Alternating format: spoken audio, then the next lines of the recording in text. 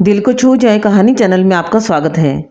आज की वीडियो में हम सुनेंगे विक्रम और बेताल सीरीज की 15वीं कहानी, जिसका शीर्षक है शशि प्रभा किसकी पत्नी। तो चलिए कहानी शुरू करते हैं।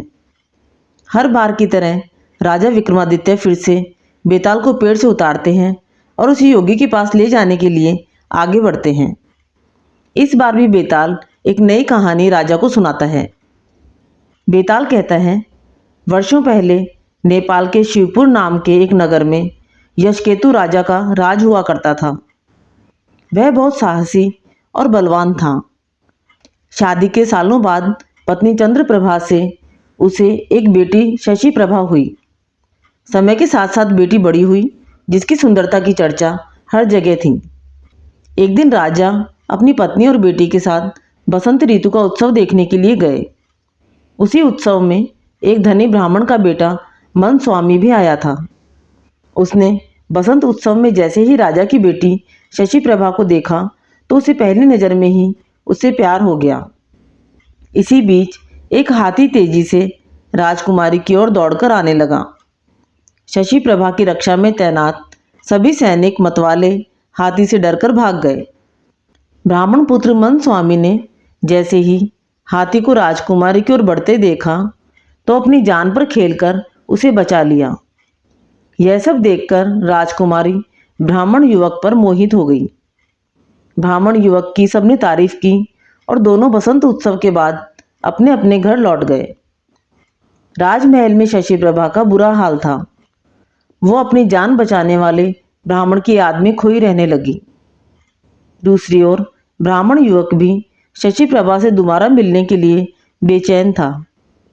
राजकुमारी से मुलाकात कैसे हो, यह सोचते सोचते वो एक सिद्ध पुरुष के पास पहुंच गया। मन स्वामी ने अपने मन का सारा हाल उसे बता दिया।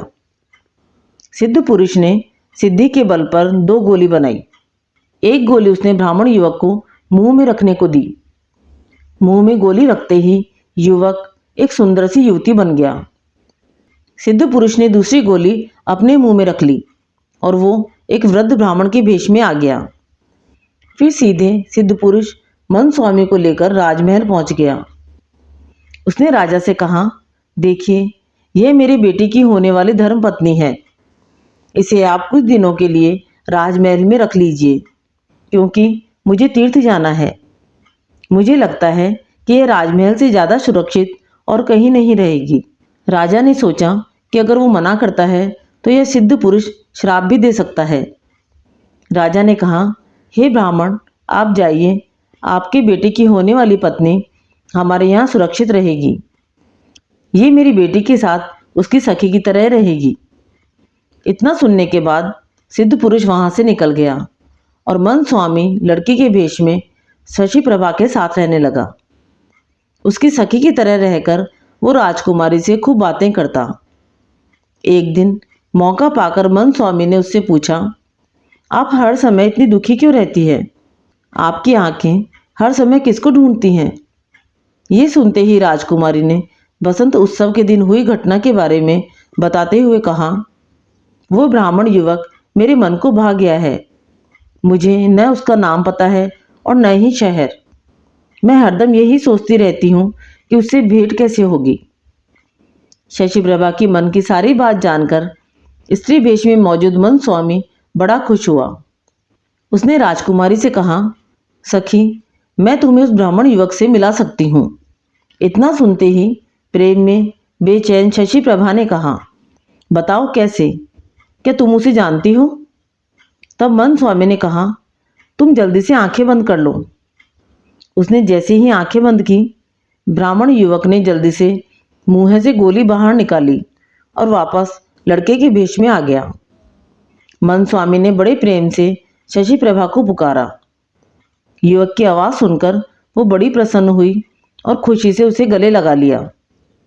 राजकुमारी ने उससे पूछा, अरे, मेरी सखी कहाँ गई? यह सुनते ही मन स्वामी ने सारी बात बताई और गोली मुँह में डालकर दोबारा स्त्री बन गया। यह सब देखकर राजकुमारी दंग रह गई और मन ही मन बेहद खुश भी हुई। उसी समय दोनों ने एक दूसरे को मन से पति पत्नी मान लिया और इसी तरह राजभवन में साथ साथ रहने लगे। एक दिन राजा के मंत्री के बेटे की नज़र मन स्वामी पर पड़ी। ब्राह्मण युवक के स्त्री रूप को देखकर वो उसका दीवाना हो गया। कुछ दिनों बाद उसने उससे मन की बात बताई, लेकिन मन स्वामी ने मना कर दिया। उसने कहा वो किसी और की है। इतना सुनते ही मंत्री का बेटा परेशान हो गया। उसने अपने पिता को सारी बात बताई। बेटे को दुखी देखकर मंत्री ने सारी बात राजा से कही। मंत्री की बातें सुनकर राजा ने मंत्री के बेटे और स्त्री रूप धारण किए हुए मन स्वामी के विवाह का फैसला ले लिया। राजा का यह फरमान सुनने के बाद मन स्वामी ने कहा, महाराज, आपको पता है मेरा विवाह किसी और से होने वाला है। ऐसा करना अधर्म होगा। फिर भी अगर आप मेरा विवाह करवाना चाहते हैं तो राजा का आदेश मानकर मैं यह विवाह कर लूँगी। राजा बहुत खुश हुआ और दोनों का विवाह करवा दिया।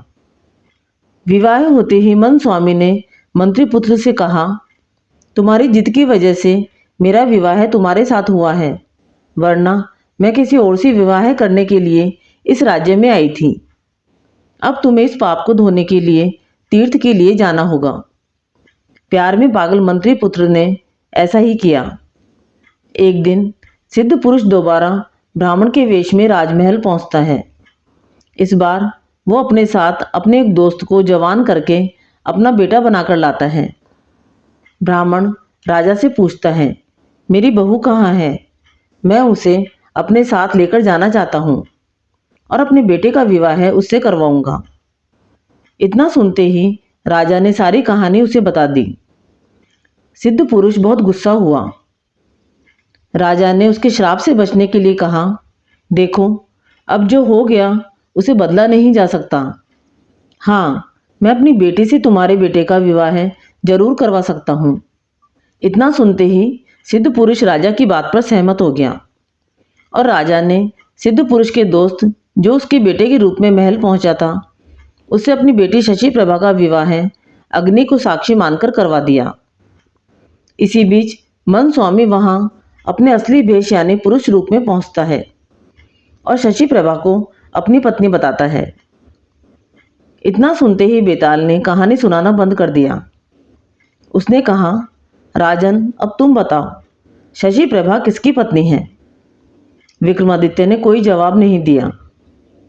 गुस्से में बेताल ने कहा, जवाब दोगे या तुम्हारी गर्दन धड़ से अलग कर दूं?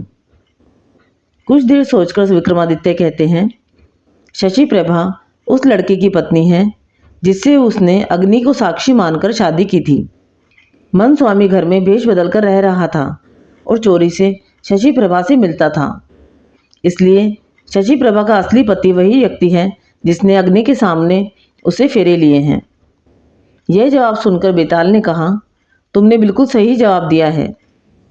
अब तुमने सही जवाब दे ही दिया है तो मैं फिर से उड़ा राजन। ऐसा कहकर एक बार फिर बेताल दोबारा पेड़ पर जाकर उल्टा लटक जाता है। इस कहानी से हमें ये सीख मिलती है कि छल कपट से किया गया प्रयास असफलता का कारण बनता है। विक्रम और बेताल सीरीज की ये कहानी आपको अच्छी लगी तो कहानी को लाइक व शेयर करें। कमेंट बॉक्स में कमेंट करके ज़रूर बताएं। चैनल पर नए हैं तो चैनल को सब्सक्राइब करें। विक्रम बेताल सीरीज की 16वीं कहानी हम सुनेंगे अगली वीडियो में। धन्यवाद।